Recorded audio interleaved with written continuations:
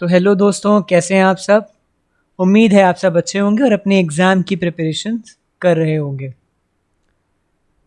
In our last video we have discussed about digit extraction in Java. किस तरह से हम नंबर्स में से डिजिट एक्सट्रैक्ट करते हैं और हम उससे पहले लूपिंग भी कर चुके थे।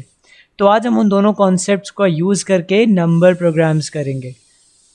अगर आप ICSE बोर्ड स्टूडेंट्स हैं तो आप जानते होंगे कि आपके बोर्ड एग्जामिनेशन में नंबर प्रोग्राम्स आते हैं। Today we are going to talk about Armstrong number. Let's see exactly what an Armstrong number is. I'll first explain you that and then we'll start writing the program. I'm commenting it out and writing what Armstrong number is. तो Armstrong number ऐसे numbers को कहते हैं जिनकी individual digits का अगर मैं cube कर दूं और ऐड कर दूं तो it should come out to be equal to the original number that we have taken. Example देखो मैं दे रहा हूँ 153। पहले मैं लिख देता हूँ डेफिनेशन एग्जैक्टली है क्या। तो मैं लिख रहा हूँ sum of cubes of individual digits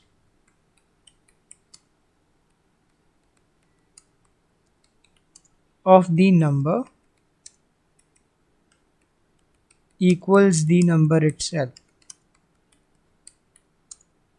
example मैं आपको देता हूँ, जैसे 150 ले लो आप। एग्जाम्पल 153।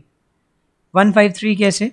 अब 153 के अंदर बेटा मैंने क्या कहा, sum of cubes of individual digits. तो 1 का क्यूब क्या होगा? 1 का अगर मैं क्यूब करूं, क्यूब ऑफ 1 मैं लिख दे रहा हूं ऐसे, क्यूब ऑफ 1। तो अगर मैं क्यूब ऑफ 1 करूं तो वो 1 होता है। ओके, इसी तरह से अगर मैं जो है क्यूब ऑफ 5 करूं, तो क्यूब ऑफ 5 करूं तो वो 5 इंटू 5 इंटू 5 दैट इज़ 125 होगा। इसी तरह से अगर मैं जो हूँ क्यूब ऑफ 3 करूँ, तो क्यूब ऑफ 3 करोगे तो 3 3 9, 3 27, it's going to be 27। And now if I add all of them that is 1 and plus 125 that is 126 हो गया, प्लस 27 तो ये हो जाएगा आपका 153। तो ये जो आप जो देख रहे हो ना 153, this was actually the original number that we have taken here. इसीलिए हम 153 को कहते हैं Armstrong number. It means 153 is Armstrong. तो हमने किया क्या बेसिकली? हमने किया यह है कि सबसे पहले डिजिट्स निकाली होंगी नंबर में से, उन डिजिट्स का क्यूब किया होगा और हर बार हम क्यूब को सम में ऐड कर रहे होंगे। यही एक प्रोसीजर है जो हम लोग करने वाले हैं। तो let's just write the program. सबसे पहले हमने import java.util.asterisk क्लिक कर यूटिल पैकेज के सारे ही क्लासेस को इंक्लूड कर लिया है। उसके बाद आर्मस्ट्रॉन्ग नंबर नाम की मैंने एक क्लास बनाई है और उसके बाद ऑफ कोर्स मेन फंक्शन बनाएंगे। अपना मेन फंक्शन पब्लिक रहेगा, public static void main and then again it's going to be string args। Fine. Main function के अंदर हम स्कैनर क्लास का ऑब्जेक्ट बनाते हैं। जैसे स्कैनर क्लास जो यूटिल पैकेज में है उसको हमें यूज़ करना है।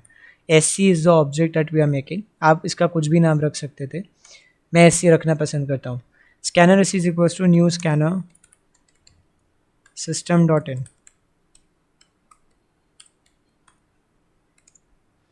यह आपने लिख लिया। उसके बाद आप यूज़र से एक मैसेज प्रिंट कराओगे कि हमें नंबर दो जिससे मुझे चेक करना है।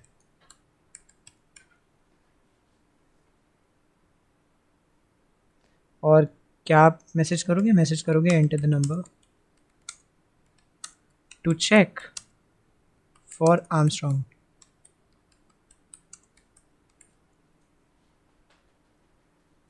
फाइन। इसके बाद हम एक नंबर लेंगे और उसको स्टोर कर देंगे किसी वेरिएबल में। नंबर लेने के लिए हमको एक फंक्शन की ज़रूरत पड़ती है, ये सब मैं आपको बता चुका हूँ। और उस फंक्शन का नाम है नेक्स्ट INT। नेक्स्ट INT क्योंकि ये फंक्शन जो है आपका प्री डिफाइंड फंक्शन है, it is already present in Java in the scanner class. तो स्कैनर क्लास से आपको इस फंक्शन को बुलाना पड़ेगा। तो स्कैनर क्लास का ऑब्जेक्ट SC है, इसीलिए मैंने SC डॉट लिखा ताकि ये पता चल जाए कि ये स्कैनर क्लास का फंक्शन है, इसको मैं कॉल कर सकूं। और स्कैनर क्लास को आप तभी यहाँ पर कॉल कर सकते हो जब आपने यूटिल पैकेज को अपने प्रोग्राम में इंपोर्ट कराया होगा। ऑल राइट, यूटिल पैकेज की स्कैनर क्लास को यहाँ पर मैंने एस्ट्रिस्क लिखा है, आप चाहो तो एस्ट्रिस्क की जगह स्कैनर भी कर सकते थे। तो वो वहाँ पर उस केस में सिर्फ स्कैनर क्लास ही आपका इंक्लूड होता। एस्ट्रिस्क का मतलब ऑलमोस्ट ऑल द क्लासेस आपकी जो है इंक्लूड हो गई हैं। तो अब यहाँ पर आपने एक नंबर ले लिया है जो एन नम में स्टोर हो गया है। Without further wasting the time let's proceed.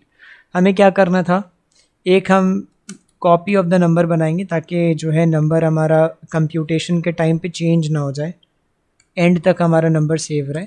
और उस टी के अंदर मैं नम स्टोर कर दे रहा हूँ, या you can say that is the copy of number. Copy है, इसका मैं कुछ भी करूँ कोई इशू नहीं होने वाला।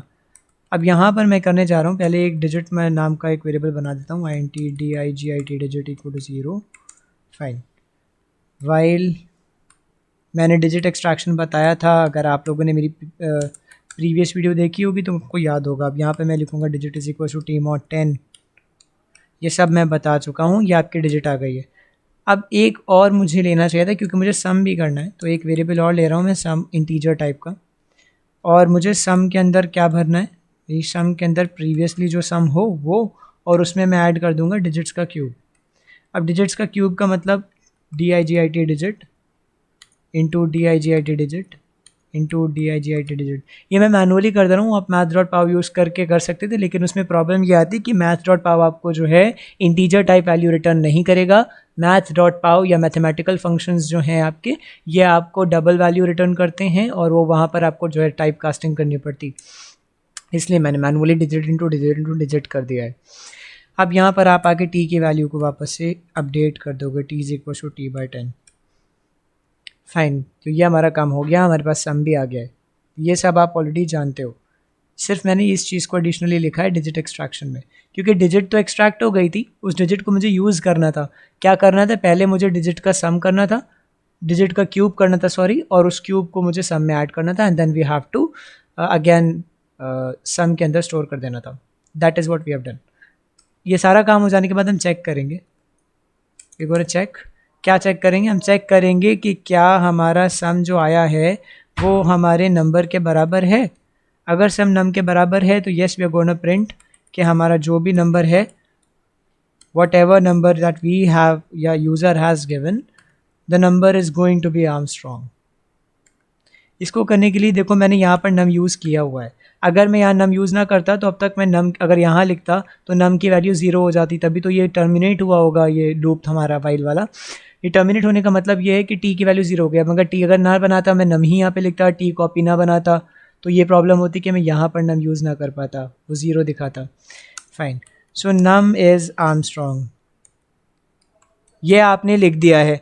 इसके बाद आप यहाँ पे नीचे जाओगे और एल्स में आओगे कि अगर ऐसा नहीं हुआ है तो इसका मतलब पक्के से जो नंबर था, the number has not been your Armstrong number, तो वो हम लोग यहाँ पर प्रिंट कराने जा रहे हैं।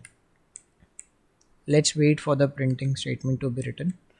तो मैं कॉपी भी कर सकता था पर मैं दोबारा टाइप करना ज़्यादा पसंद करता हूँ। Is not an Armstrong number.